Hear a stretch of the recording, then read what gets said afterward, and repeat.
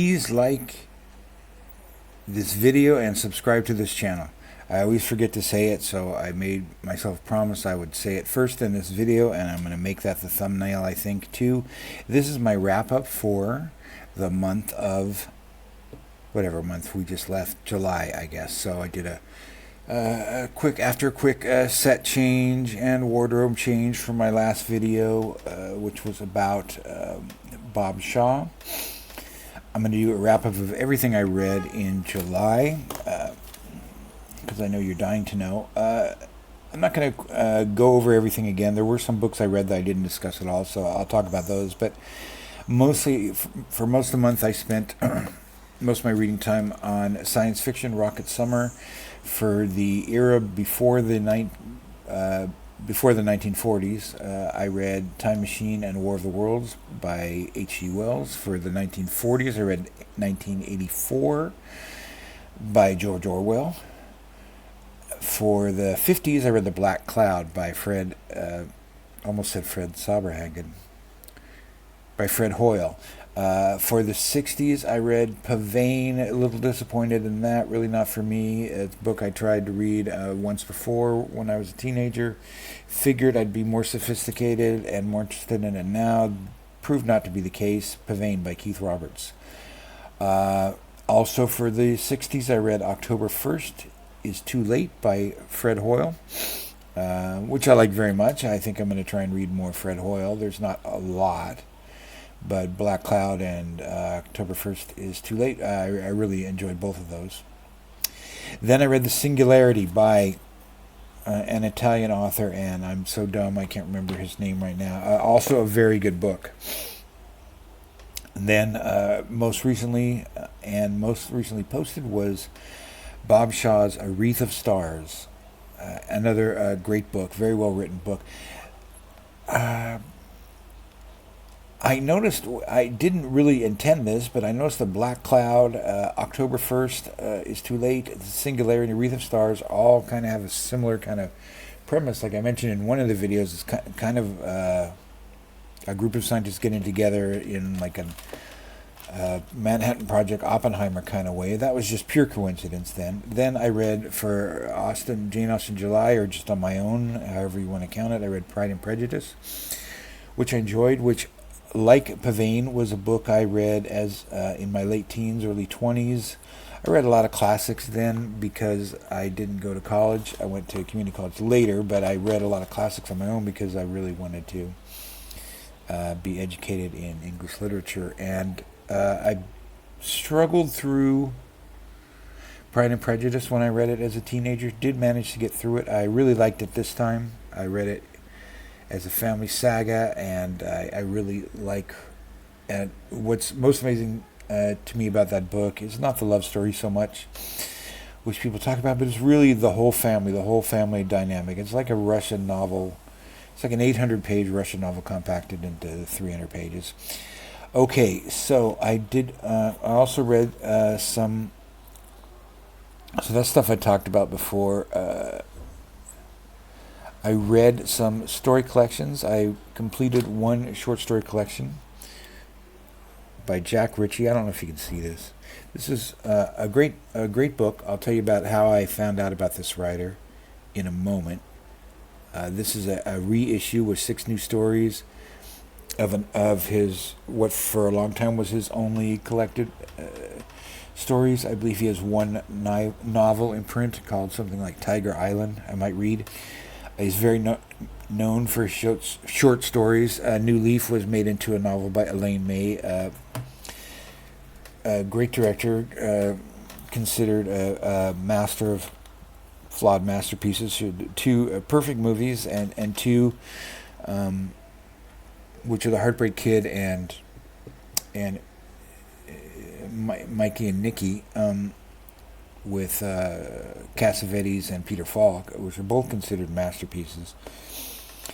A New Leaf is her title. The story was called A Green Thumb, but then he retitled it sensibly, to tie in with the movie, even though the movie wasn't that successful. It starred Elaine May herself as the female lead, and the male lead was Walter Oh, why can't I think of Walter Matthau? It was a great movie. I saw it when I was a kid. I just saw on TV somewhere, late at night. And it's a great story. It's the premise of that story, a very Jack Ritchie kind of premise, because he's kind of a devious mystery writer. It's a reprobate guy who's gone through his own fortune. He's looking for a widow to marry. I mean, he's looking for a rich woman to marry in his own circle. He meets this woman who's really got a good soul. It's kind of black comedy. She is interested in botany and things like that. She's a teacher. And he's, planning her murder, as guys do in these kind of books. It's like the Suspicion by Hitchcock or something. His stories are really, really well written, usually with the intricacy and plotting and depth and character depth of a novel. He probably would have been much more famous if he devoted himself to novels. I don't know what he did for a living. It couldn't have been this, although he did write, I forgot what it was, well over 100 short stories. How did I find out about this, right? And I've got another book by him, which I haven't started yet, which I'll probably discuss at some time. I'm not going to go through every single story, but I found out about him because he was greatly admired by this guy, who you all know, if you read mysteries, if you read crime books, if you read crime books and you're not limited to contemporary books, you know who Donald Westlake is. This is a book really just for hardcore fans. It's just a collection of his miscellany, they call it. It's just a collection of as much nonfiction as they could gather by him. Just little reviews he wrote, and some letters he wrote. One of the things he wrote was a introduction to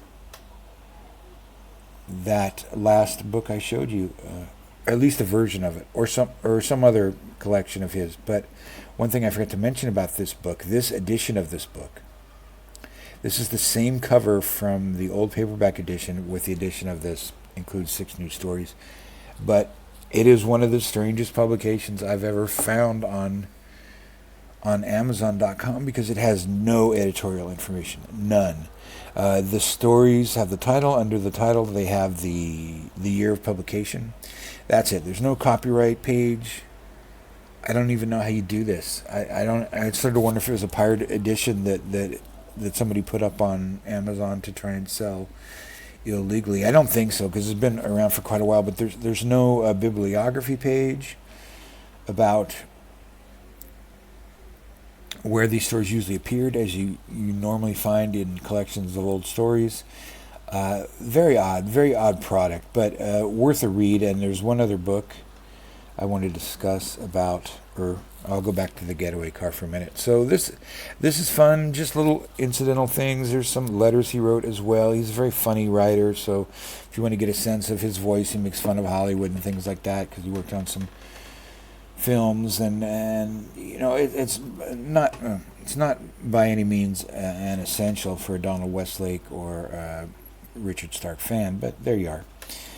Okay, so what else have I got? Oh, okay. Now I'm also partway through this other story collection. I'm trying to limit the number of story collections that I'm in at the same time, because I get really lost in them. I am still dipping into this. Where is it? J.G. Ballard one. Did I make a video of it? Yeah.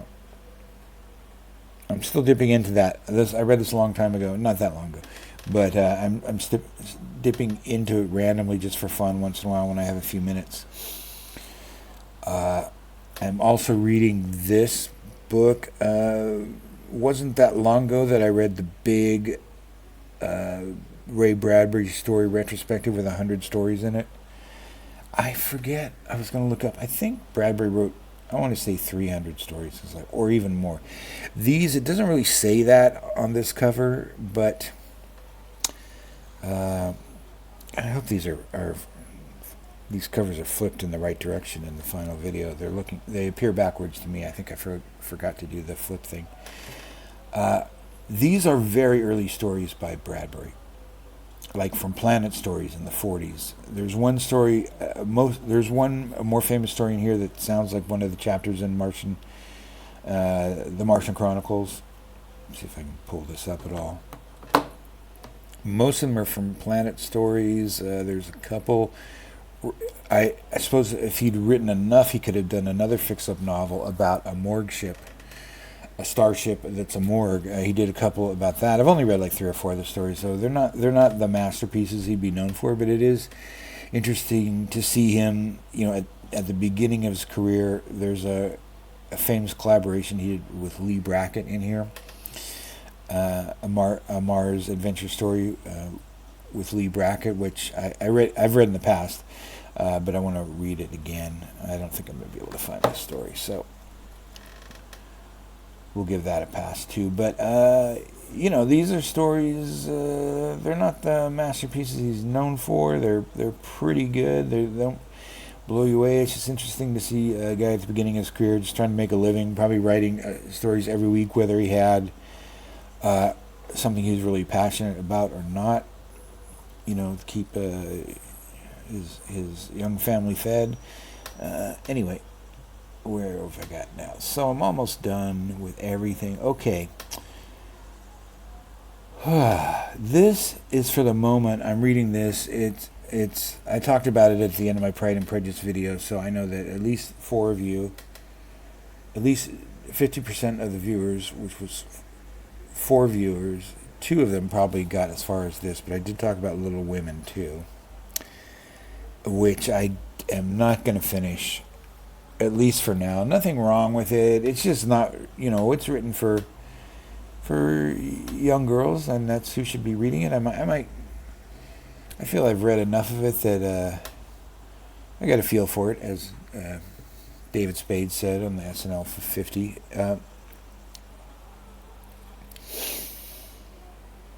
It's good writing. I have an affection for Louisa May Alcott, even though I've never read anything by her. So maybe I'll watch the movie instead. And by the movie, I don't mean I mean the one with I don't mean the most recent one. I mean the one that had other stars from my era in it. Anyway, I'll probably watch the Winona Ryder version if I watch any, although I have nothing against the others. Okay, so recently, I'll make sure I covered everything. I know I've got one more book on here. This is a very well-known Signet classic cover of people in the United States know this one, probably people my age. This is the one we got back in the day. It's the one I originally read, but this most recent version I read from Project Gutenberg. For people who haven't seen my channel before, the reason I'm called Bookless Pete is because I gave away all my possessions when I retired and started traveling the world. I'm currently in Albania, Durrës, Albania. I'm leaving soon for Spain. After there, I'm taking a slow boat to South America, so I'll be in a different time zone starting November. Mark your calendars. That's just a little catch up on my life for new people. Oh, another collection I'm reading, more Fred Hoyle. I'm a few stories into this too, and I think I read the first 2 stories. Element 79 is his only collection of stories. It's yet another Gateway Essentials book. They do such valuable work, Gateway Press, in keeping alive the masterpieces of science fiction from the 50s, 60s, and 70s, and probably other eras too. But most of those writers of that time didn't make very much money when they were alive. They're would be forgotten now, except for very dedicated publishers and people like Michael K. Vaughan, Grammaticus, of course, Outlaw Bookseller. Those are the places you really want to follow to read about the great science fiction. Many others, of course. All the co-hosts of Rocket Summer, which really should be a 3-month event. Okay, so Maeve at Maeve Ever Reading recently did a video called "Please Do More Negative Reviews," something like that. I'll link to it. And it was a great video she did. She always does really good, thoughtful videos. I was interested in it because of her reasons, and I have the same. I've found the same value as she has in negative reviews. You often find from a negative review a book you would really like, especially on Amazon, where people are allowed to post reviews without having read the book. So you see a lot of political agendas being played out, which is always fun. And they could be, and both people on the left and the right do it, so it's really not any certain kind of thing. People get mad if people give negative reviews to a book that criticizes their religion. People get mad about a book that criticizes any other hardcore beliefs they have or any political beliefs they have. Without having read it, so that's not really a reason to read a book, but it's it can give you a sense of whether the book's going to be provocative or not. It's really getting dark in here. I should have turned on that light, but then the glare comes down on my dome. So I'm going to grow my hair out in a couple months. And it'll be like a whole new channel. It'll be a whole new thing. And I've got different glasses I'm going to wear. It's just going to be a completely different, a whole new world. But anyway, Maeve, in her video, I believe it's called "Please Do More." What did I say it was? Please do more negative book reviews. She makes a good case for it. I've tried to be positive, because I don't really finish most books that I don't like. I'd have to really hate a book. Well, there are a couple I could do. I think I'll do another one later. I'll look it up later. It's usually nonfiction, and who cares about nonfiction anyway? This channel is about real books, which are fiction. Anyway, but there was an awful book I read earlier this year called Swimming with Sharks or something. It was about Facebook. It was so dumb. I have a problem with memoirs in general,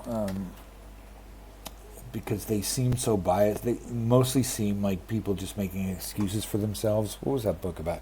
What was that Facebook thing called? Facebook whistleblower book. And this isn't even the book I wanted to... Is it The Power of One? No, this can't be it. Stupid ass book. Oh, minute. Could this be it? The Power of One? I don't think this is the book. I know no one's watching at this point, except for the diehards, which are never going to give up no matter what I say, so I guess I can do. No, this is not the book. Okay, there's a different Facebook. This is a different... The Power of One by Frances Haugen is a different tell-all memoir about someone who blew the whistle on Facebook. Not the one I'm thinking of. Oh, I can't believe I got off on this tangent. I'll keep going. Okay. Oh, here I can find it on this stupid ass book. I'm just pulling up a list of all the books I read this year. This book, it's about sharks or something. This young woman who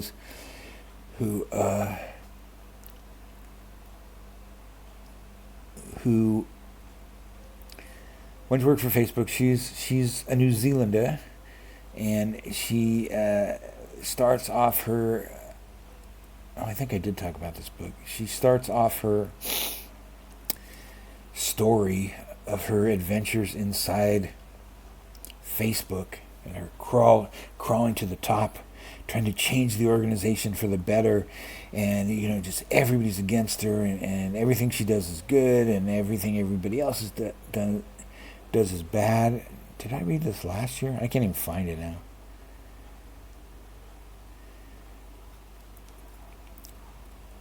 Alright, I apologize. I'm going to have to pause because I can't talk about a book this long and not give the title of it, so I'll be back in a minute. Okay, it was called Careless People by Sarah Wynn-Williams. Careless People is a quote from The Great Gatsby, because of course it is. It's a very self-conscious memoir about this woman who has an origin story where she was bit by a shark, and when she was 14 or something, surfing in New Zealand, and everybody around her didn't care if she lived or died, her parents, and they were quite, and the doctors and everything are just not caring, and she wakes up and finally after getting sepsis, and she survives, and her mother says, it's really good, it was lucky that the doctor saved you, and she writes a furious note to her mother, I saved myself, and she spends the rest of her life trying to do good and being vexed at all turns by people who don't have her great values and her great ideas and her great intelligence. And this is very common among memoirs. My most hated memoir of all time is The Snow Leopard, and that's a classic book. And every time I end up reading a classic of nonfiction, unless it's a history or something, I end up regretting it. The Snow Leopard. It's a book by, I probably talked about this before. It's one of my most hated books of all time. By John. It's some big naturalist guy. Who goes to look for the snow. Oh, Peter Matthiessen. He goes to look for the snow leopard in India, Tibet, or wherever snow leopards are. He also talks about the Yeti for a little bit for some reason, which apparently he believes in. The thing that irritates me about this novel is what a despicable person he is. He's simultaneously wants your sympathy because he's doing this as kind of a mission of growth, because his wife has recently died, which is terrible, and be a very moving story. But he probably would have my sympathy if he lied a little more and left out a very important part, which he doesn't leave out, to his credit, I guess, that he has a son. He has a 13-year-old son who has just lost his mother, and instead of parenting this kid or doing something like that, he decides to go to search for the snow leopard for months. And there's even a letter in there about his son missing him, and hi, this is your son. It's just horrible, and he's complains about the Sherpas. They're really, they pay. He gives them whatever they're paid at that time, 10 cents a year or something, to carry all their bags up the mountain, up the Himalayas. And he's rather annoyed that they're kind of lazy. And I hate him as a person, and I really haven't read that many memoirs where, unless a person has a sense of humor about themselves, where I'm just like, oh boy, I'm really glad I know this about Karl Knausgård and all these people that write about themselves. Although, I don't have the same feeling about, for example, Charles Bukowski, whose novels are clearly as much memoir as all these people who claim their memoirs are true. But maybe just because he's such an absurd character, he just seems kind of pathetic and unhappy, and he is a truly great writer who can really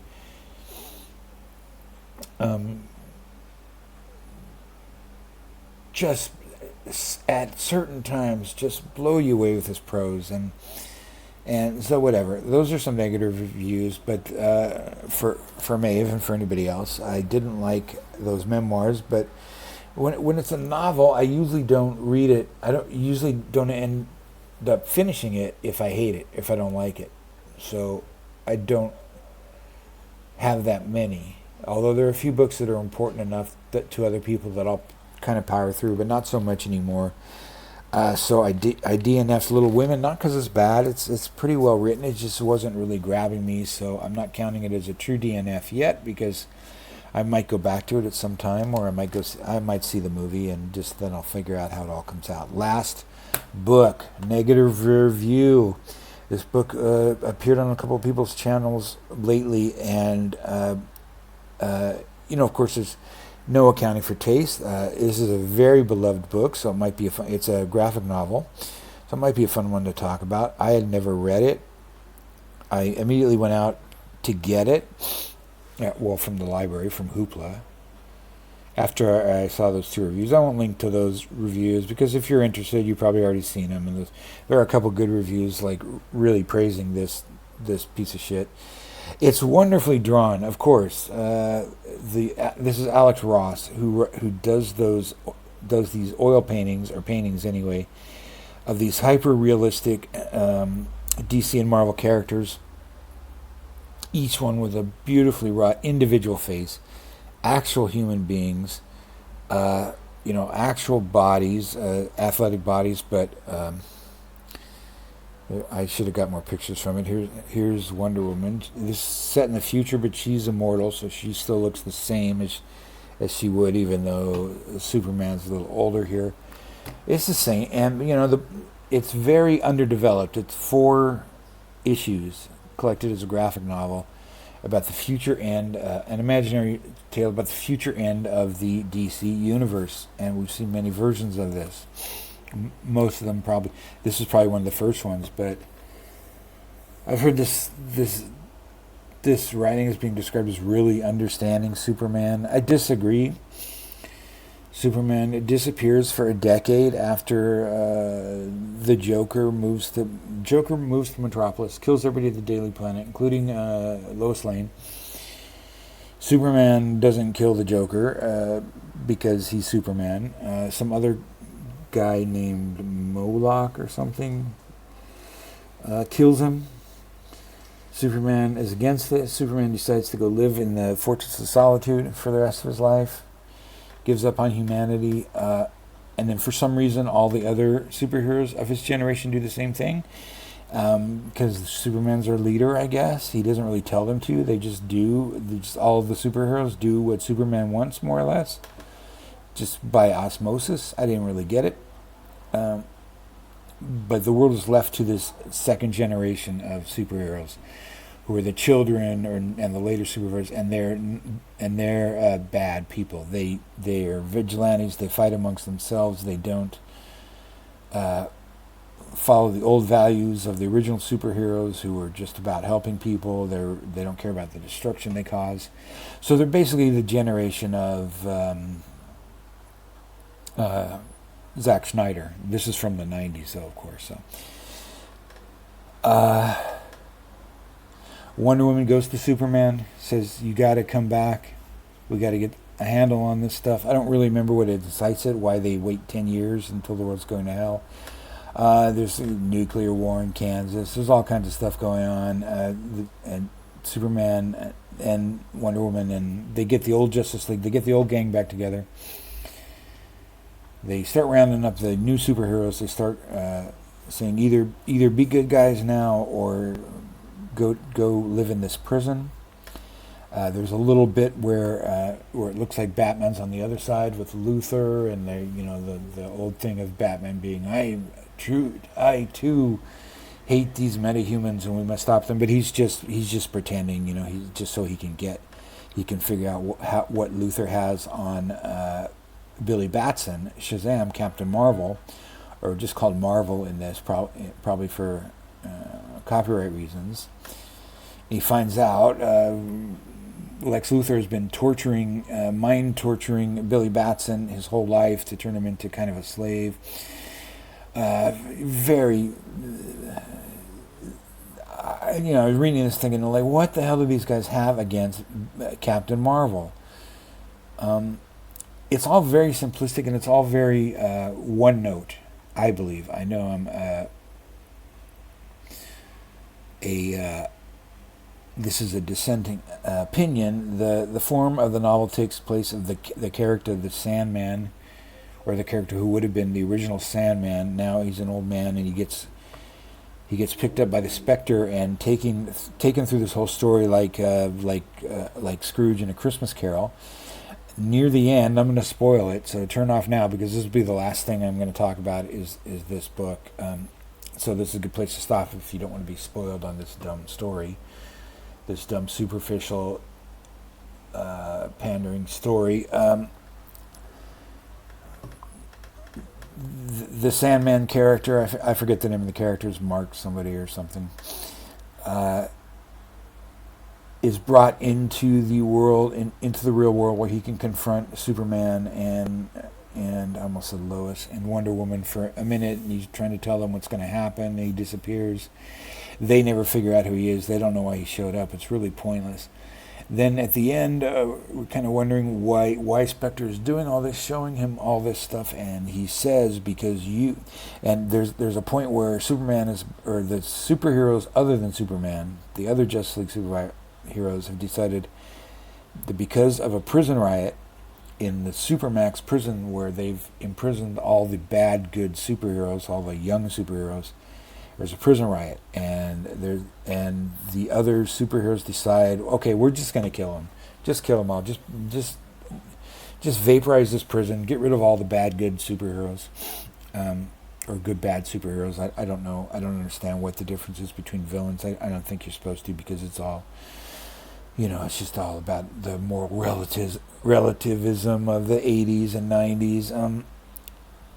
Superman doesn't want them to do this. He's going to try and stop them from killing all the superheroes. There's something about a nuclear bomb, and also Captain Marvel's kind of a nuclear bomb, I think. And Spectre says to the former Sandman guy, it's like, you must choose whether to destroy all the metahumans and have humanity go its own path without supernatural and without extraterrestrial, without all these superheroes running their lives. You must choose.